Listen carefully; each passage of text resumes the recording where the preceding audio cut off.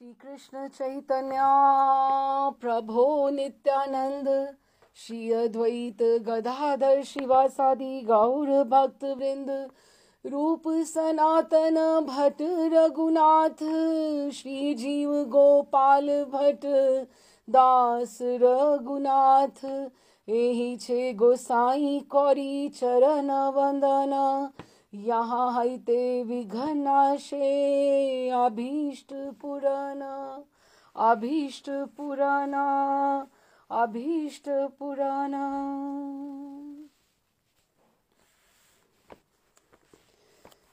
कल हमने पढ़ा कि प्रभुपाद ने वहाँ पर न्यूयॉर्क में रथ यात्रा अटेंड करी और जब भी वो वहाँ से वापस आ रहे थे टॉमकिंस स्क्वायर पार्क से, तो उनको लग रहा था कि ऐसा उत्सव, सब लोग आसपास के लोग कह रहे थे कि ऐसा उत्सव कभी नहीं हुआ पहले यहाँ पर।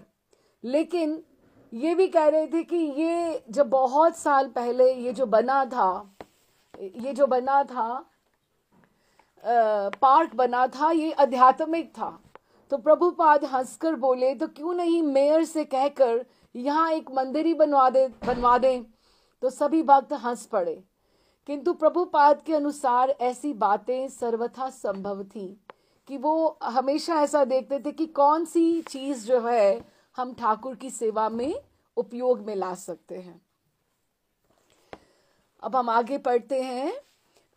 शील प्रभुपाद का स्वास्थ्य बिगड़ता जा रहा था, जैसा कि प्रायः उनके अत्यधिक यात्रा करने पर होता था कि एक जगह से दूसरे जगह जाना और वहां पे सब फिर वहां से आगे निकल जाना। तो उनका स्वास्थ्य अच्छा नहीं था।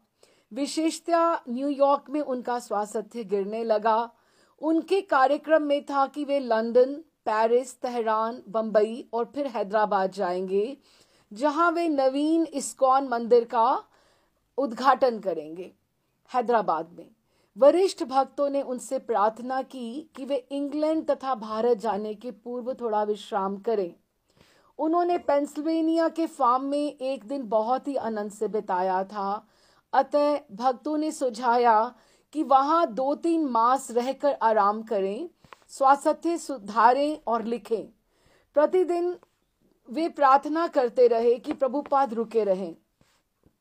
जब उन्होंने सुना कि न्यूयॉर्क के सभी जीबीसी सदस्यों ने एक स्वर में उनसे कहा है कि वे तुरंत यात्रा पर ना जाएं, तो उन्होंने कहा, बहुत अच्छा, मैं नहीं जाऊंगा।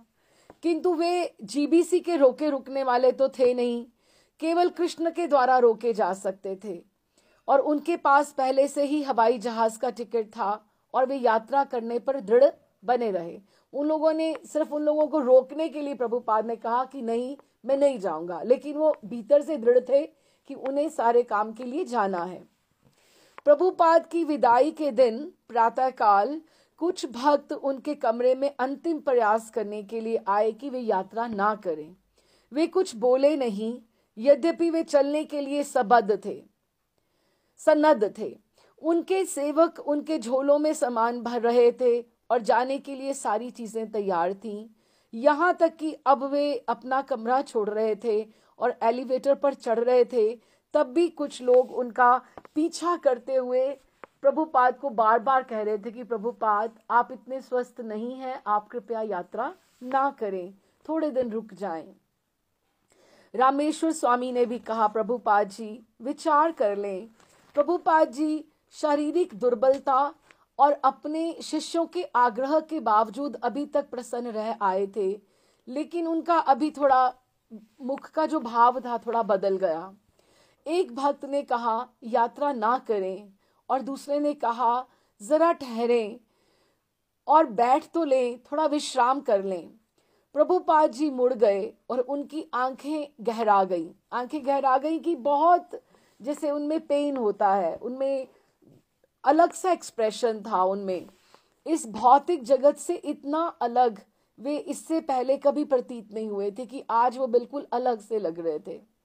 उन्होंने कहा, मैं अर्जुन की तरह कृष्ण के लिए अंतिम श्वास तक लड़ते रहने के लिए आशीर्वाद चाहता हूं कि मुझे जो अभी तक कार्य सौंपा गया है, अगर मैं रणभूमि में चला जाऊं तो मुझे इस बात का कोई दुख नहीं होगा कि मैं प्रचार कार्य जो मेरे गुरु ने मुझे दिया है उसको करते करते मैंने शरीर छोड़ा है।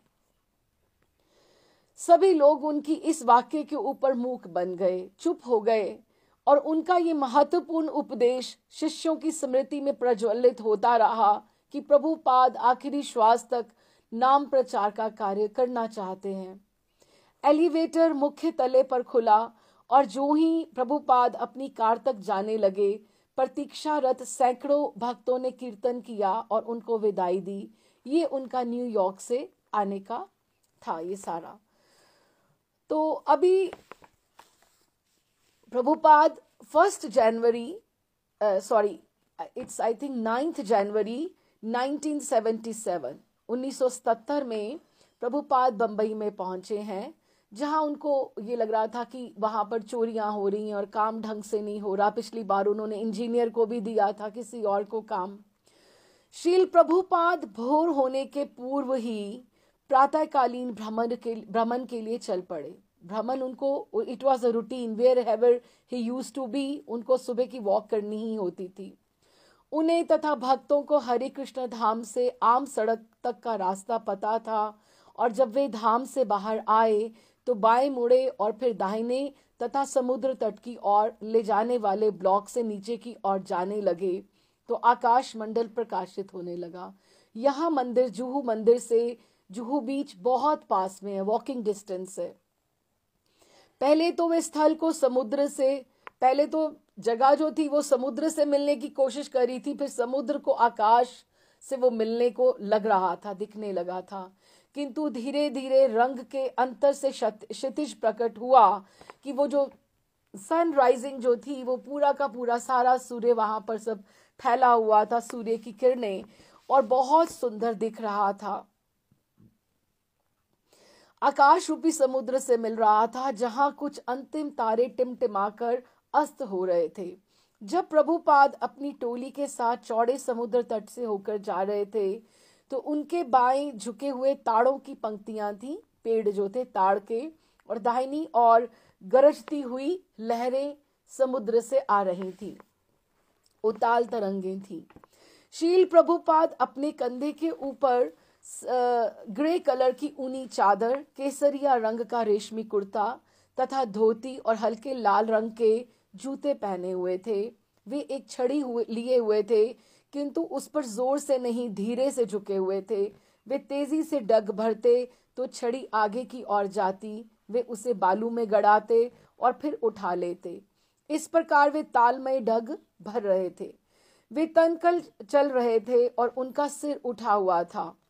तब बम्बैया लोगों की एक लंबी पंक्ति दिखाई पड़ी, जिसमें कई जुहू में रहने वाले धनी व्यक्ति थे जो प्रातःकाल भ्रमण के लिए आए हुए थे। कुछ नारियल वाले अपने ठेले लगाकर नारियल के ऊपर का थोड़ा अंश काटकर आश लगाए थे कि कोई ग्राहक आए। शील प्रभुपाद को प्रातःकाल इसी समय भ्रमण करना पसंद था, और यदि मौसम अच्छा रहता तो वे अवश्य घूमते, चाहे वे विश्व के किसी कोने में भी हों। किंतु जुहू का समुद्र तट उनके घूमने के प्रिय स्थानों में से था। 7 बजने के 5 मिनट पहले प्रभुपाद समुद्र तट पर टहलकर हरे कृष्ण धाम वापस आ गए कि 7 बजे के करीब। तो इसका अर्थ ऑलमोस्ट अराउंड 6 बजे तो गए होंगे कि 1 घंटा तो वॉक वहां पहुंचने में और आने में, तो 7 बजे से तो पहले वो वापस आ गए, तो थोड़ा अंधेरे में ही गए होंगे। जब वे निकट पहुंचे तो उन्हें इस्कॉन अतिथि जो घर था उसकी विशाल मीनारें और उनमें से भी ऊंचे तथा भव्य मंदिर के गुंबद दिखाई पड़े। ये इमारत अभी संवारी नहीं गई थी, किंतु निर्माण कार्य लगभग पूरा हो चुका था। मंदिर के गुंबदों पर संगमरमर लगाना अभी भी शेष था और सभी इमारतों को अंतिम रूप देना था। प्रभुपाद उद्घाटन की बात सोच रहे थे, किंतु निर्माण के अध्यक्ष सुरभि महाराज अभी भी विलंब की बातें कर रहे थे, अतः उद्घाटन तिथि अनिश्चित बनी हुई थी। राधा रास बिहारी अब भी उसी अस्थाई आश्रम से में पूजे जा रहे थे कि अपने वो प्रॉपर जो उनका था वहां पर नहीं आए थे, जहाँ पे उनकी टेम्पररी उनकी पोजीशनिंग करी हुई थी, इंस्टॉल करे हुए थे, वो वहीं थे, जिनका 1971 में भक्तों ने निर्माण किया था। ये शानदार मंदिर उस छोटे से छप्पर के पीछे खड़ा होकर मानो ये घोषणा कर रहा था कि शीघ्र ही रास बिहारी अपने इस नवीन स्थान पे चले जाएंगे। इस्कॉन जो ये जायदाद थी, इस पर वापस आकर प्रभुपाद अर्चा विग्रहों के समक्ष आए। जब भी वो भ्रमण करके आए, सुबह की सैर करके आए, तो एक बार फिर ठाकुर का दर्शन किया। अपने आकर्षण सौंदर्य के कारण ये उन्हें सर्वाधिक प्रिय थे। राधा रास बिहारी को दिया गया वचन कि वे उनके लिए शीघ्र ही एक सुंदर सा मंदिर बनवा देंगे, शीघ्र ही साकार होने वाला था। किंतु कभी कभी वे ये संशय व्यक्त करते कि उसे देखने के लिए मैं जीवित भी रह पाऊंगा या नहीं, क्योंकि अब वो 81 वर्ष के थे, 81 ईयर्स, और अपनी लगातार बीमारी से चिंतित थे। निस्संदेह प्रभुपाद के लिए मृत्यु की चेतावनी कोई नई ना थी, क्योंकि 1965 से ही पश्चिम में धर्म उपदेश के प्रारंभ से वे कई बार गंभीर रूप से बीमार पड़ चुके थे। फिर भी उनके प्राण वे प्रायः यही कहने पर भी कि वे अब विश्राम करना चाहते हैं, उनके शिष्यों के लिए ये इसकी कल्पना भी दुष्कर थी कि प्रभुपाद बार बार ये कहते थे कि मैं ठीक नहीं हूं, मैं लिखने में बस अपना समय इस्तेमाल करना चाहता हूं। लेकिन it had been difficult for him, क्योंकि वो प्रबंध कार्यों से या वैसे अपने आप को अलग नहीं कर पा रहे थे। तो भी जितनी जल्दी हो सके कार्य करके बंबई के मंदिर का उद्घाटन हो जाना चाहिए। और हाँ, प्रभुपाद को आश्वस्त हो जाना चाहिए कि वे कार्य मुक्त होकर अपना श्रीमद् भागवत पूरा कर लेंगे। हर मास शील प्रभुपाद के साथ कोई ना कोई जीबीसी सचिव के रूप में उनके साथ कार्य करता कि इतने 12 जो जीबीसी थे, तो एक एक महीने के लिए सब लोग टर्न से आते थे।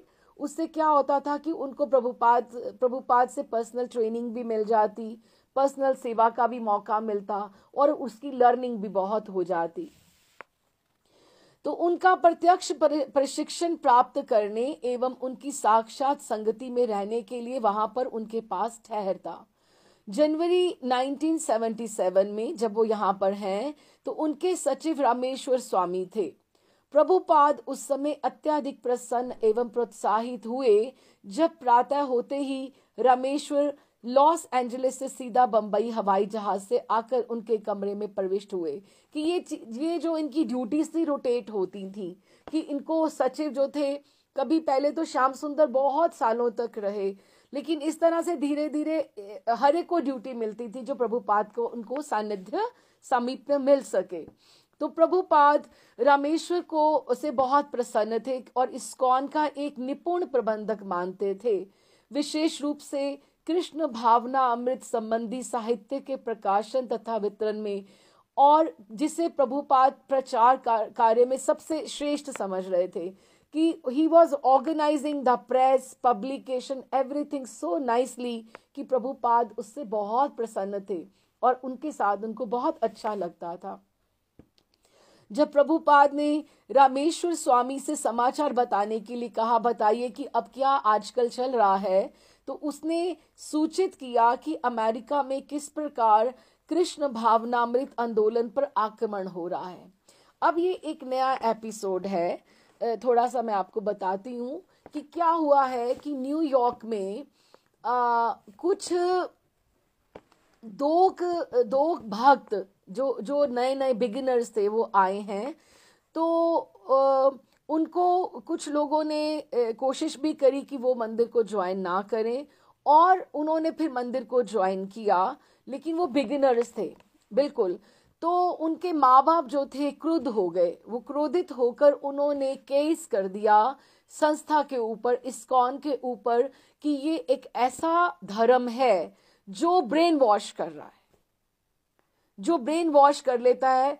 एक ढंग से वो जो पेरेंट्स हैं जो इस बात को नहीं समझते हैं, बच्चे बड़े किए, पाले पोसे, और वो उनकी किसी और संस्था को ज्वाइन कर लें और बिल्कुल उनके परिवार से निकल ही जाएं। निकल ही जाएं तो उनका क्रोध होना भी स्वाभाविक है, नेचुरल है। लेकिन जब उनको जीवन का रस पता ही नहीं है कि जीवन का लक्ष्य क्या है, तो जब तक उनकी बात समझ में नहीं आएगी कि हिप्पी बनने से अच्छा और आप गलत काम करने से अच्छा, अगर वो जीवन को, अगर रियलाइजेशन उसको हो रही है या जीवन का लक्ष्य ढूंढ रहा है, तो उसमें वो बुराई क्या कर रहा है। बहुत देर पहले वृंदावन में कुछ 1-2 साल पहले एक आत्म मंथन करके मैंने बहुत सारी वीडियोस बनाई थी, देखूंगी अगर इफ टेलीग्राम पे सेव हो। तो उसमें क्या था कि बहुत से जो विदेशी भक्त थे, तो उनका इंटरव्यूज लिया गया था, कि वो किस तरह से उन्होंने ज्वाइन किया इस्कॉन को या नारायण स्वामी को, जैसे कि बाहर से वो लोग आते हैं और उनको क्या वृंदावन में रहकर क्या क्या प्रॉब्लम्स आती हैं और किस तरह से वो उसको कोप अप करते हैं।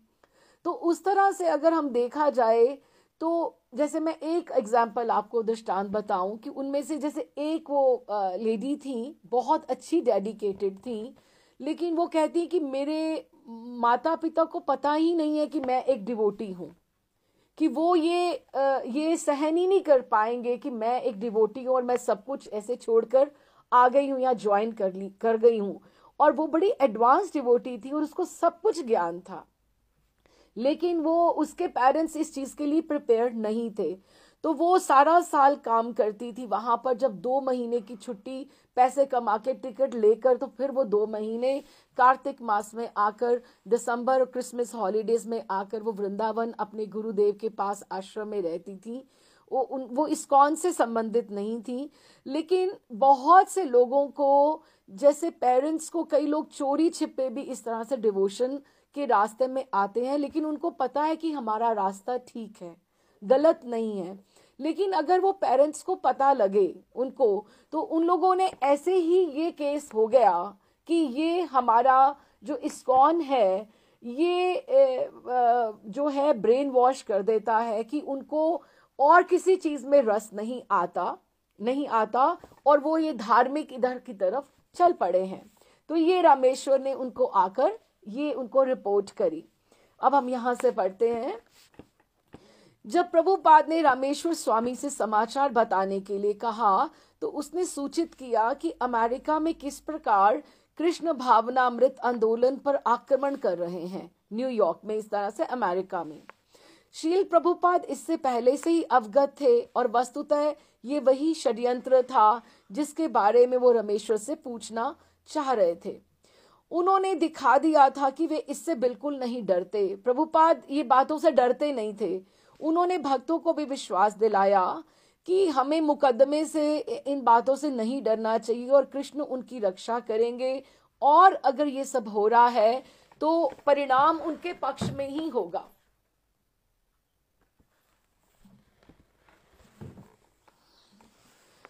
जो परिणाम है वो इसके पक्ष में ही होगा, तो उनको इस मुकदमे से नहीं डरना चाहिए। तो इस समय सबसे महत्वपूर्ण युद्ध जिसमें प्रभुपाद कई महीनों से लगे थे, अब ये अमेरिका में है और प्रभुपाद बॉम्बे में हैं, और रामेश्वर ने आके ये सूचना दी है कि न्यूयॉर्क में ऐसे केस हुआ है, तो अभी किस तरह से करना है। तो इस समय सबसे महत्वपूर्ण युद्ध जिसमें प्रभुपाद कई महीनों से लगे थे, न्यूयॉर्क का एक कानूनी मुकदमा था जिसमें मंदिर के अध्यक्ष, जो न्यूयॉर्क का अध्यक्ष सचिव कौन थे, आदिकेशव स्वामी, उन पर आरोप लगाया जा रहा था कि वे भक्तों को मंदिर में बनाए रखने के लिए दिमाग नियंत्रण कर रहे हैं, कि प्रभुपाद के ऊपर, आदिकेशव के ऊपर ये एलिगेशन है, ये दोष लगाया गया है कि ये कुछ हिप्नोटाइज करते हैं भक्त लोग जो हैं, या इनको ब्रेन वॉश करते हैं कि वो इधर की तरफ प्रवृत्त हो जाते हैं। जब 2 वयस्क मीन्स एडल्ट भक्तों के मनोबल को डिगाने में विध्वंसक लोग असफल रहे, कि जैसे 2 जनों को कोई जना जैसे ड्रग्स में लेकर जाना चाहता है या उसको कुछ गलत खिलाना पिलाना चाहता है, तो वो उसके फ्रेंड्स सपोज, तो वो नहीं माने, अपना मनोबल उन्होंने विल पावर को नहीं गिरने दिया। तो वो जो उनके फ्रेंड्स थे, उन्होंने वो जो दो भक्त थे नए जो बिगिनर्स थे, उनके माता पिता को जाके शिकायत की कि आपके बच्चे धीरे धीरे देखना ये ऐसे एक संप्रदाय है, ये निकल जाएंगे आपके हाथ से और वहीं रहना शुरू कर देंगे, वो तो हमारे साथ उठते बैठते ही नहीं है। रादर उनको ये बात खुशी होनी चाहिए थी कि वो गलत संगति में नहीं जा रहे और अच्छे काम के लिए, रियलाइजेशन के लिए। लेकिन उनको जब माता पिता को ही खुद पता ही नहीं है कि क्या सही है और क्या गलत है, वो तो यही चाहेंगे ना कि वो जो एक नॉर्मल रेगुलर जो लड़के हैं, ऑर्डिनरी पीपल हैं, उनके साथ हमारे बच्चे क्यों नहीं बैठते हैं इस तरह से। तो उन्होंने उनका मनोबल गिराने के लिए जब वो असफल रहे तो प्रभाव में आकर उन्होंने माता पिता को ये सब बातें बताई और उन्होंने इस्कॉन संस्था के ऊपर केस कर दिया। सांप्रदाय विरोधी भावना के वशीभूत एक सहायक अटॉर्नी जनरल ने सारी कानूनी तथा सरकारी सुविधाओं का लाभ उठाते हुए अभियोग चला रखा था। तो आदि केशव प्रभुपाद से सारी मंत्रणा करके, जीबीसी से सारे के सारी बातें करके, गाइडेंस लेकर वो वहां पर बात कर रहे थे। यद्यपि नागरिक स्वतंत्रता प्रेमी क्रुद्ध थे कि अब ये जो फ्रीडम है कि रिलीजन का जो राइट होता है, ये फ्रीडम होती है कि हमारा अपना है कि हम क्या चुनना चाहते हैं। लेकिन भक्तों को ये विश्वास था कि विरोधी लोग कभी भी जीत नहीं सकते थे, किंतु मुकदमे के परिणाम भयावह हो सकते थे। हो सकता था कि इतना गलत हो जाता परिणाम कि अमेरिका में इस्कॉन संस्था ही बिल्कुल बंद हो जाए। तो अमेरिका में अगर ये इस्कॉन बंद होती है तो ये दूसरे कंट्रीज में भी प्रभाव आएगा और प्रभुपाद के जो सारे के सारे भारत के प्रोजेक्ट है, क्योंकि अमेरिका से ही सारा कुछ हो रहा है, हमें ये सब पता है, तो इसका जो परिणाम था ये गलत हो सकता था। और सारे जीबी सचिव इस बारे में थोड़े कंसर्न्ड थे, लेकिन प्रभुपाद डर नहीं रहे थे। मुकदमे में हरे कृष्ण आंदोलन के वैधानिक धर्म होने के अधिकार को चुनौती दी गई थी कि ये धर्म जो है ये वैध है ही नहीं, मींस लीगल है ही नहीं, ये इसको यहाँ पर होना ही नहीं चाहिए, ये चेतावनी दी गई थी।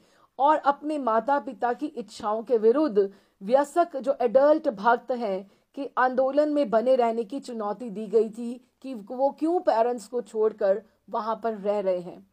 ये भी मामला था कि क्या हरे कृष्ण आंदोलन की सदस्य स्वेच्छा से सदस्य बने हैं या मनोवैज्ञानिक छल साधन, ब्रेन वॉशिंग के द्वारा आंदोलन पे रहने को बाध्य किए जा रहे हैं। ये एक बहुत बड़ा उसके ऊपर दोष लगाया गया था कि ये जो भक्त आ रहे हैं, क्या ये अपनी सेल्फ डिजायर से, अपनी खुद की इच्छा से वहां पर रहते हैं, निष्ठा से रह रहे हैं, श्रद्धा से रह रहे हैं, वो तो ऐसे ही रह रहे हैं क्योंकि उनको वहां पर अच्छा लग रहा है। लेकिन ये एक चैलेंज था, वो पूछ रहे थे कि ये ब्रेन वॉशिंग की वजह से रह रहे हैं कि नियंत्रण, इनको हिप्नोटाइज किया गया है कि ये क्यों यहाँ पर इस तरह से रह रहे हैं। ये भी एक एलिगेशन था। जब श्रील प्रभुपाद ने इस मुकदमे के बारे में पहल सुना तो वृंदावन से लिखे गए एक पत्र में उनका उत्तर मानव माया की फौजों से लड़ने के लिए बिगुल के समान था कि उनको एकदम से लगा कि जैसे वो वहां पहुंच ही जाएं। अभी प्रभुपाद का स्वास्थ्य कितना अभी धीरे धीरे डिटीरियोरेट होता जा रहा है, लेकिन उनको अभी ऐसे था कि मुझे कोई कह दे सही कि कब, पर वो वहां पे भी टिके नहीं रह सकते, कब कोर्ट की तारीख आए और कब तक वहां पर रहे प्रभुपाद। लेकिन उनको था कि मुझे कोई छोड़ दे तो मैं न्यूयॉर्क में जाकर ये केस का एकदम से सब मजिस्ट्रेट को जाकर समझा आऊं कि ये क्या बात है। लेकिन वो अपने पत्रों में पूरी दलीलें लिख रहे थे। उन्होंने लिखा वृंदावन से, इस बात के लिए, ये पहले लिखा था कभी, इस बात के लिए हमारा आंदोलन जो है वो वैधानिक है। वैधानिक मीन्स लीगल है। क्यों? क्योंकि तुम निम्नलिखित दलीलें दे सकते हो कि भगवत गीता के अनेक संस्करण हैं, कि there are too many, it has been translated in so many languages. हमारे ग्रंथ बाइबल से भी अधिक पुराने हैं। भारत में लाखों कृष्ण मंदिर हैं, वो आज के नहीं हैं, इतने प्राचीन हैं कि आप ढूंढते ढूंढते थक जाओगे। जितना हमारा जो धर्म है वो आज का कोई नहीं है, ये बहुत प्राचीन है। उन्होंने कहा न्यायाधीश को, जो मैजिस्ट्रेट है, उसको हमारी पुस्तकें पढ़ने को दो और विद्वानों को तथा प्रोफेसरों की सम्मति लो कि जिन्होंने मेरी भगवत गीता के ऊपर जो टिप्पणियां लिखी हैं उनसे कमेंट्स लो इसके बारे में, क्योंकि ये जब जो क्रिटिकल कमेंट्री लिखी गई थी कि उनको उन्होंने बोला कि उनको आगे आना चाहिए ये बात करने के लिए कि जो हिंदू धर्म है वो कितना पुराना है और कितना वो लीगल है। यहां तक कि जब अपने बच्चों के ऊपर माता पिता के अधिकार क्षेत्र की दूसरी बात है, उसके विषय में कुछ सुझाव इस प्रकार हैं कि क्या माता पिता चाहते हैं कि उनके बच्चे हिप्पी बने, जो वे उन्हें रोकते क्यों नहीं हैं कि जब वो सड़कों पर जाते हैं, क्या माता पिता चाहते हैं कि उनके बच्चे वेश्यावृत्ति तथा मादक द्रव्य के सेवन में प्रवृत्त हों, वे उन्हें उसके लिए क्यों नहीं रोकते हैं। जब वो गलत काम करते हैं और परिवार से अलग रहते हैं, अभी तो वो सुधर गए, अभी वो अच्छे कार्य कर रहे हैं, तो तब आकर उन्होंने मुकदमा दायर कर दिया है कि वो क्यों आए हैं, वो क्यों इधर मंदिर में रह रहे हैं। इस तरह से अब उन्हें इस आंदोलन का महत्व ज्ञात होने लगा है। पहले वे सोचते थे कि ये जो है कम से कम घर आते हैं, चाहे वो हिप्पी हैं, आते हैं जाते हैं, वो देख रहे थे कि वो आते जाते हैं, लेकिन अब वो संस्था के साथ कम से कम ठहर गए हैं, वो रुक गए हैं वहां पर, वो अपने आप को लाइफ को एनलाइटन कर रहे हैं। अब हमने उनमें ऐसी अग्नि जला दी है कि वे अब जलती रहेगी, इसे रोका नहीं जा सकता।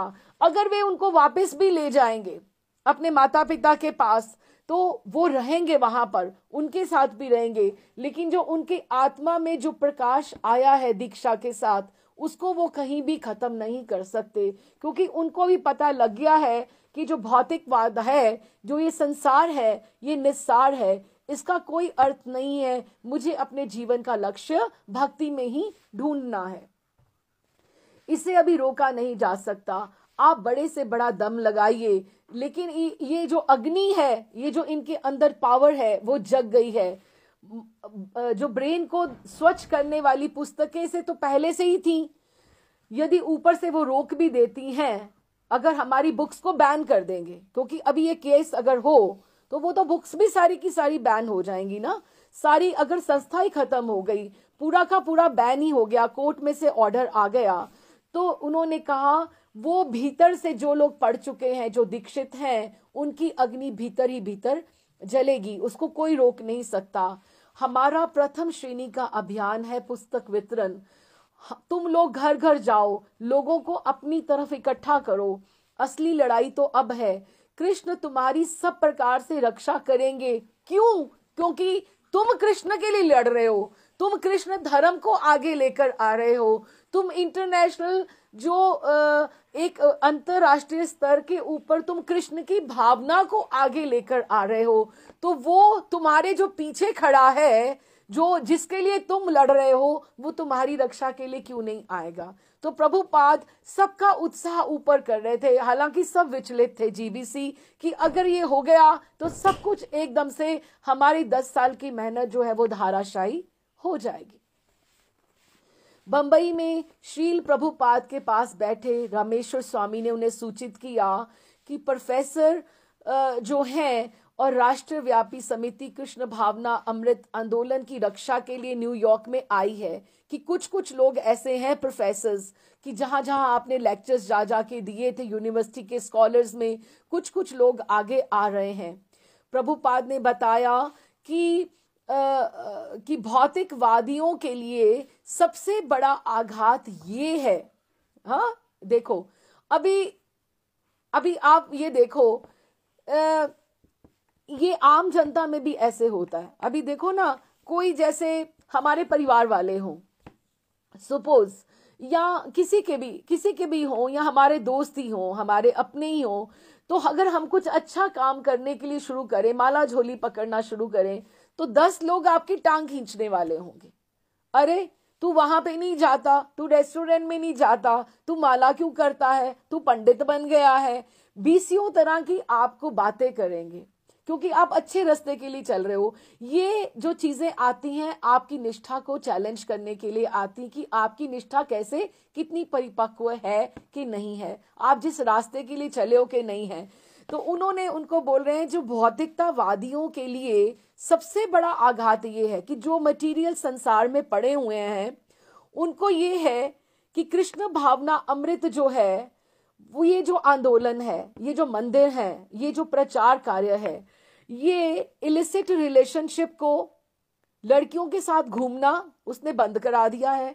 वो उनके लिए नॉर्मल बातें थी कि अब मेरा बच्चा लड़कियों के साथ नहीं घूमता, तो उसको ये बात कम मिल रही है, डिप्राइव हो रहा है। जैसे वो, आप बात समझे ना कि my child is being deprived, कि he is not eating non vegetarian food, कि उसको बेचारे को ना मांस खाने दे रहे हैं, ना शराब पीने दे रहे हैं, ना उसको अपने दोस्तों के साथ घूमने दे रहे हैं। क्यों?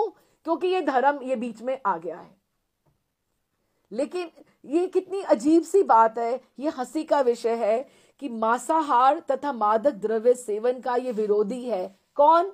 जो इस्कॉन है। और उनके अनुसार किसी व्यक्ति के लिए ये चीजें तो बहुत जरूरी है जिंदा रहने के लिए।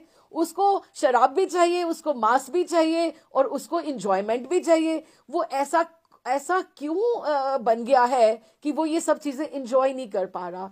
लेकिन उन लोगों को ये समझाना कि there is a higher taste, इन चीजों से ऊपर एक बहुत अच्छी चीज है जो भक्ति है या अमृत है, जिसका स्वाद जिसने चख लिया है, उसको इन चीजों में रस कहां से आएगा, उसको कहां से आएगा। तो जिस तरह से वो बोलते हैं ना, जो अगर हम स्प्राउटेड जो होते हैं, मूंग होते हैं, अगर आप वैसे बो दो, बीज बो दो, तो वो तो वैसे तो लग जाएंगे, लेकिन जो स्प्राउटेड हो गए हैं ना, वो नहीं लगेंगे कभी भी। क्यों? जिनमें भक्ति का बीज अंकुरित हो गया है, वो कभी भी दूसरे की तरफ नहीं जा सकते। जिसने ये हायर टेस्ट ले लिया है, वो क्यों शराब पिएगा और वो क्यों एडिक्शन की तरफ, ड्रग्स की तरफ जाएगा? क्योंकि उसको जीवन का लक्ष्य मिल गया है।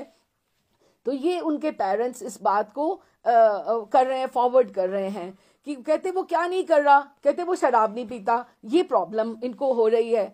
तो उनके अनुसार किसी व्यक्ति के लिए इन चीजों का परित्याग इतना आघात पहुंचाने वाला था कि वे इसे स्वीकार करने के लिए ही तैयार नहीं है कि वास्तविक आध्यात्मिक अनुभव के कारण ऐसा हो रहा है या इन लोगों ने ब्रेन वॉशिंग करी है। एक अन्य मुकदमे का उल्लेख करते हुए प्रभुपाद ने कहा, जर्मनी में भी लोगों ने मुझ पर आरोप लगाया था। देखो बातें प्रभुपाद को कितनी सुननी पड़ रही हैं कि वह बूढ़ा स्वयं लॉस एंजलिस में बैठा है।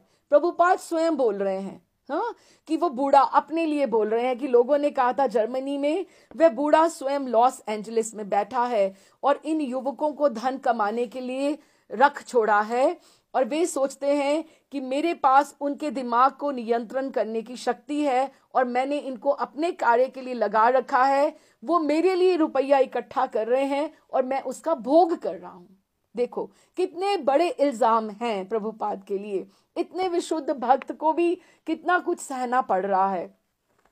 श्रील प्रभुपाद ने स्मरण किया कि किस प्रकार 1968 में ही जब उन्होंने अपने लॉस एंजलिस मंदिर के लिए उन्होंने कुछ कारें खरीदी थी और भक्तों की संख्या बढ़ने लगी थी, तो पड़ोस के लोग ईर्ष्या करने लगे थे। प्रभुपाद ने कहा कि मैंने उन्हें भी कहा कि आप भी हमारी संस्था को ज्वाइन करिए, आप आइए लेक्चर सुनने के लिए। कृष्ण भावना संघ में आने और रहने के लिए आमंत्रित किया था, किंतु उन्होंने सदैव एकदम नेगेटिवली हमें जवाब दिया था। प्रभुपाद ने कहा, विरोधी जितना ही शोर शराबा करें, कहते घबराना नहीं, इसमें हमारी ही कीर्ति बढ़ रही है कि हम और मशहूर हो जाएंगे। जैसे बदनामी से अच्छे लोग जो हो ना, तो उसके ऊपर लांछन जब लगते हैं ना, तो वो और मशहूर हो जाते हैं, उनको और प्रसिद्धि प्राप्त हो जाती है।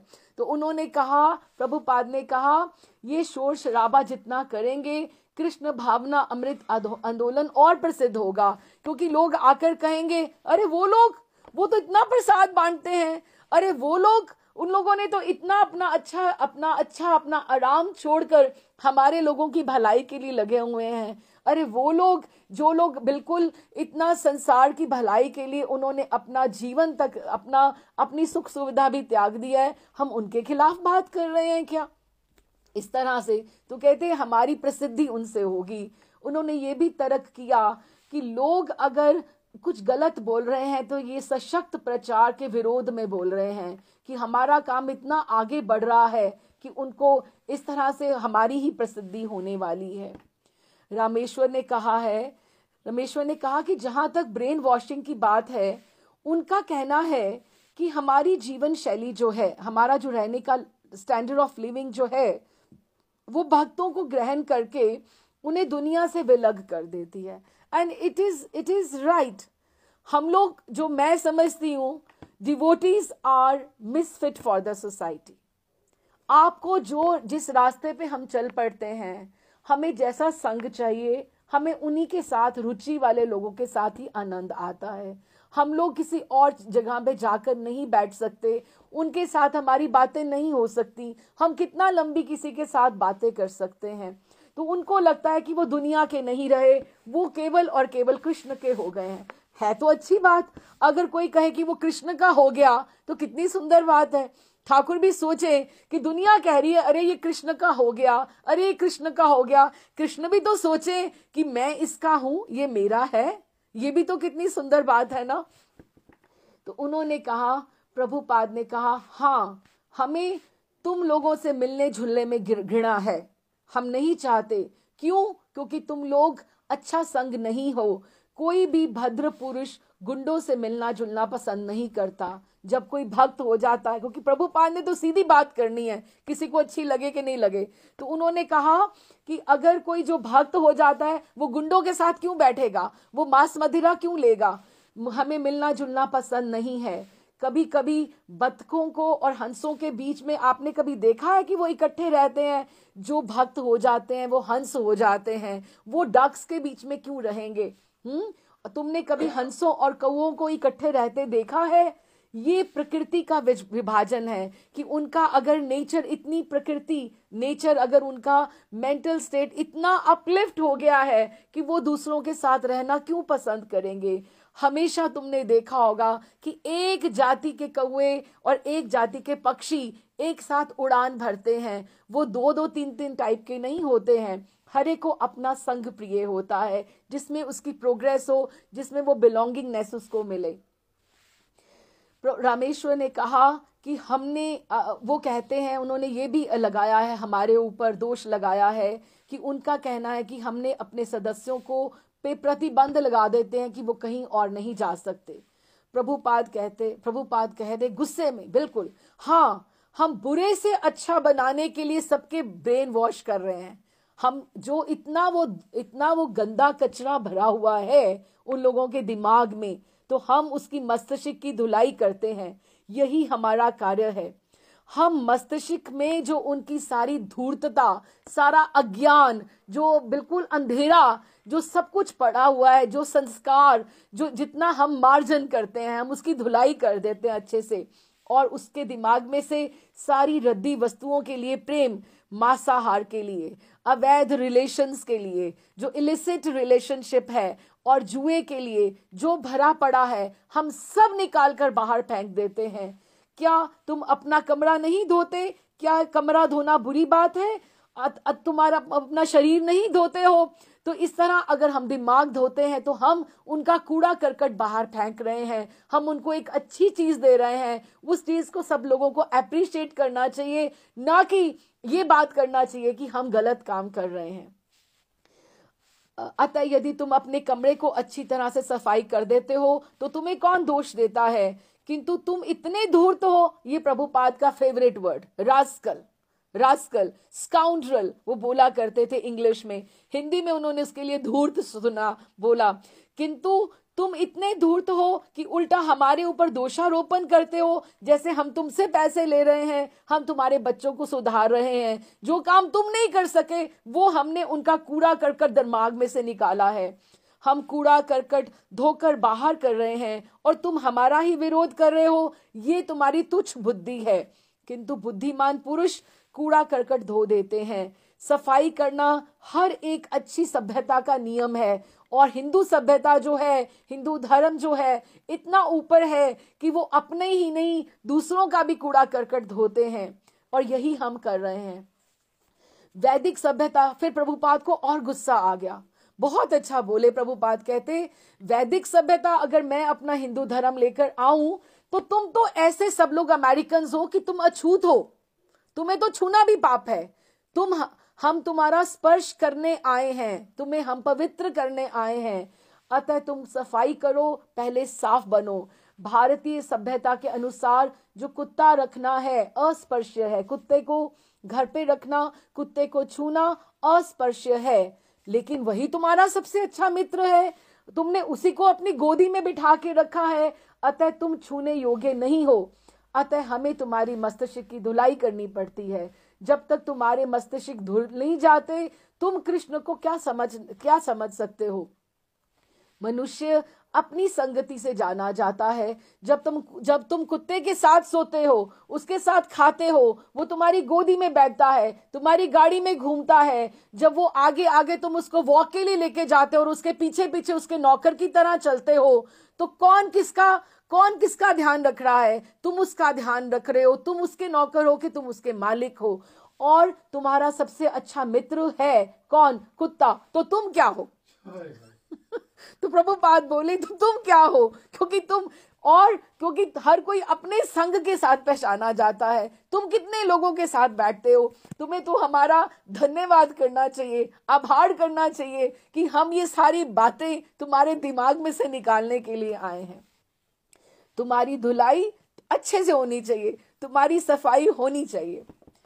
रामेश्वरम कहते हैं, किंतु उनकी दलील है कि देखिए अमेरिका का स्तर जो है, जो मानदंड है, जो एक उनका है, वो लोग है कि लोग साइंस में, संगीत में, कला में, साहित्य में, विविध क्षेत्रों में पारंगत बने, उनमें एक्सपर्ट्स बने।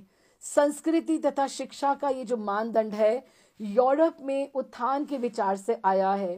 किंतु हम अपने हरे कृष्ण आंदोलन में अपने को इन बातों से अलग रखकर केवल हम एक ही इस प्रकार का कृष्ण साहित्य ही पढ़ाते हैं कि हमें एक ही चीज के बारे में बात करनी है, ठाकुर ठाकुर ठाकुर। कृष्ण साहित्य की लाइफ के लिए क्या इंपॉर्टेंट है और वो क्या फिलॉसफी क्या है। प्रभुपाद बोले ये कोई संस्कृति है कि जो तुम्हें भौतिकवाद के बारे में, इसी संसार के बारे में बताती जाए। हम उनको कितना ज्ञान दे रहे हैं जिंदगी के बारे में, आत्मा के बारे में।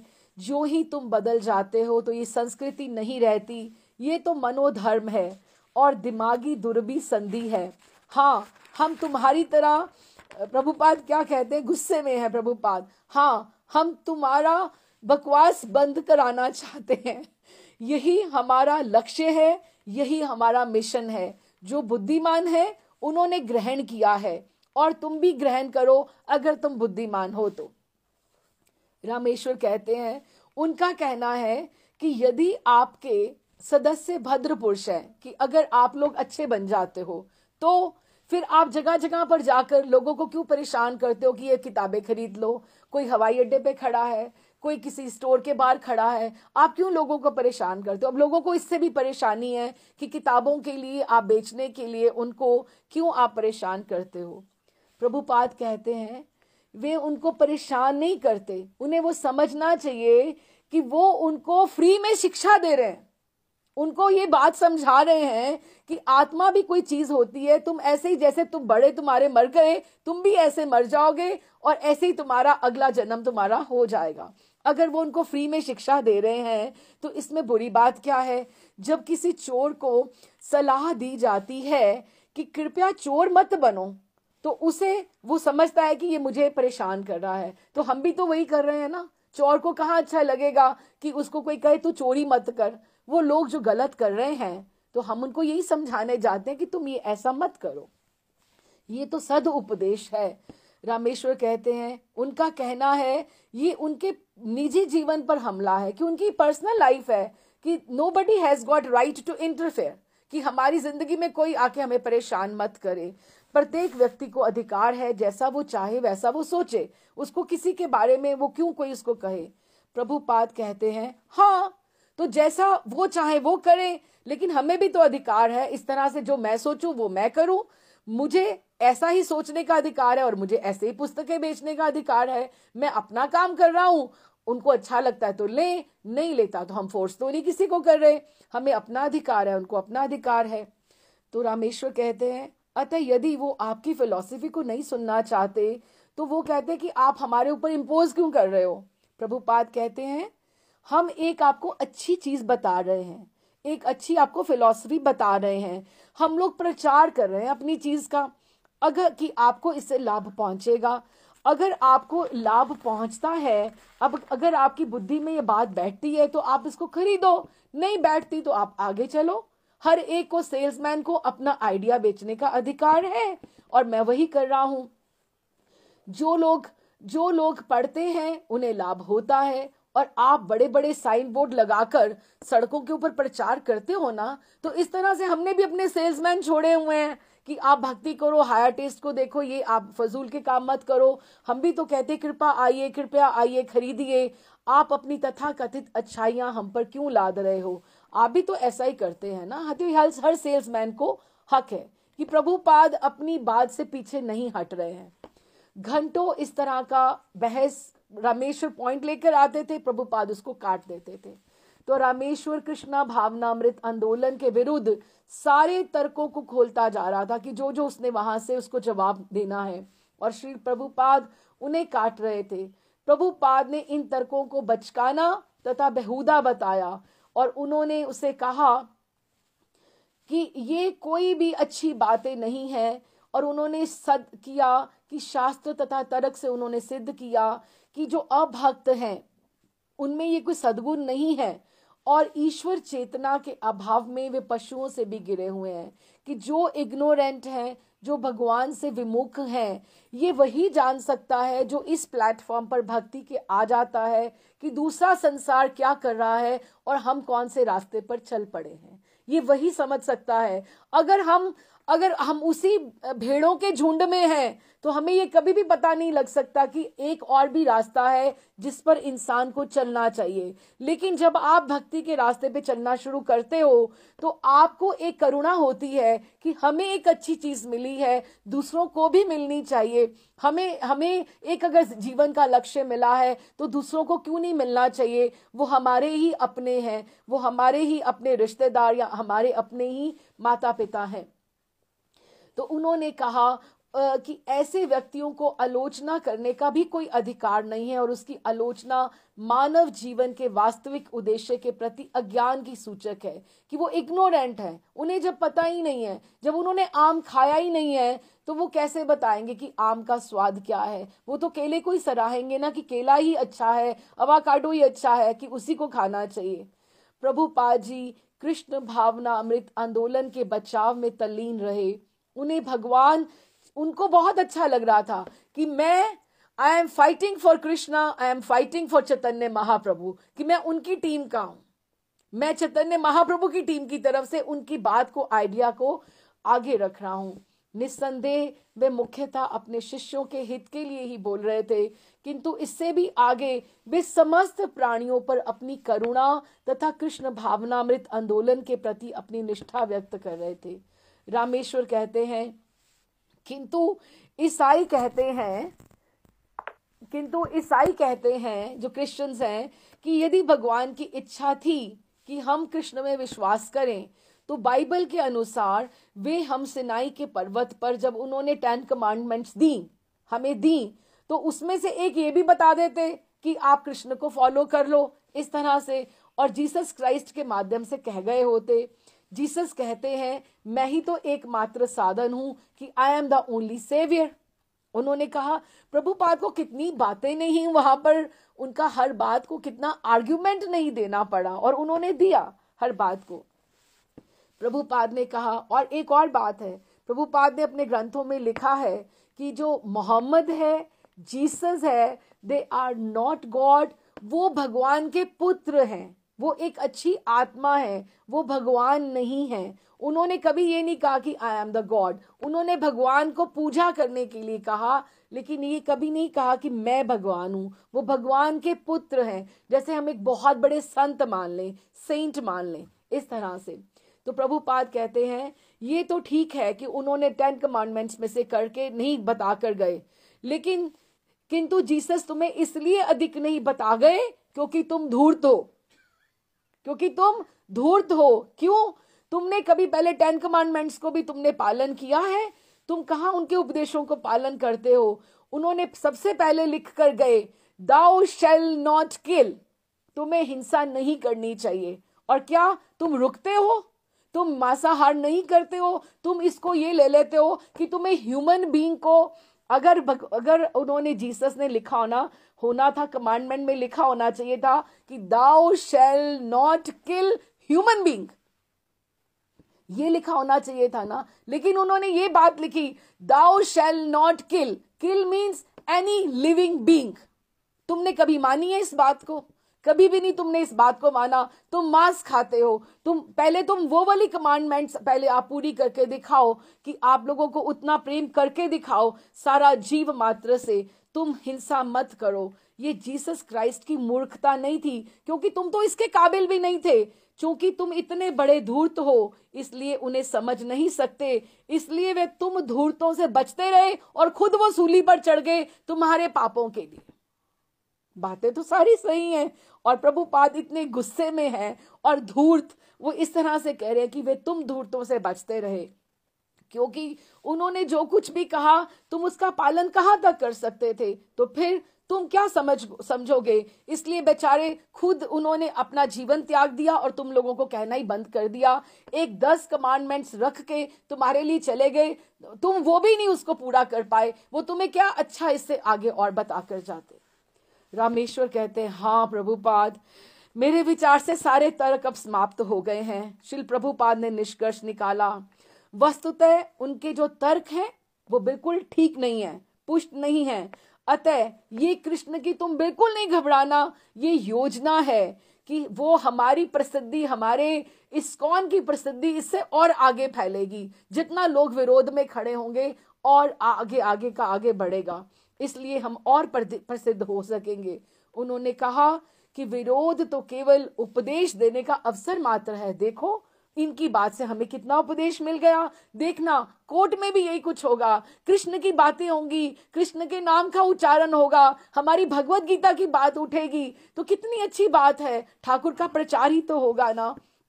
किंतु कानूनी मुकदमों तथा अन्य कड़वे विरोध से निपटने के लिए भक्तों को कम से कम तुम लोग अच्छे से तैयार होके तुम्हें जाना चाहिए। ठीक से धर्मो उपदेश करना तुम्हें जानना होगा कि कल को कोई भी खड़ा होता है तुम्हारे से बात करने के लिए, तुम्हारे पास इतनी बातों का जवाब होना चाहिए कि तुम उनकी बातों को, आप उनके जो प्रश्न है उनका समाधान कर सको। प्रभुपाद ऐसे लोगों में घिरे हुए हैं।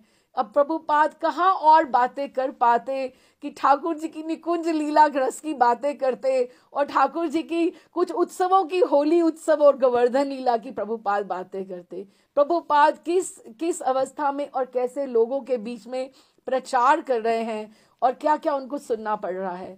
उन्हें आत्मबल भी उत्पन्न करना होगा कि तुम्हें पहले अपने ऊपर, रामेश्वरम, अपने ऊपर, अपने धर्म पर, कृष्ण भगवान पर, और आपको चैतन्य महाप्रभु पर, अपनी परंपरा पर इतना विश्वास निष्ठा लेकर आनी पड़ेगी ताकि आप लोगों को भी कन्विंस कर सको।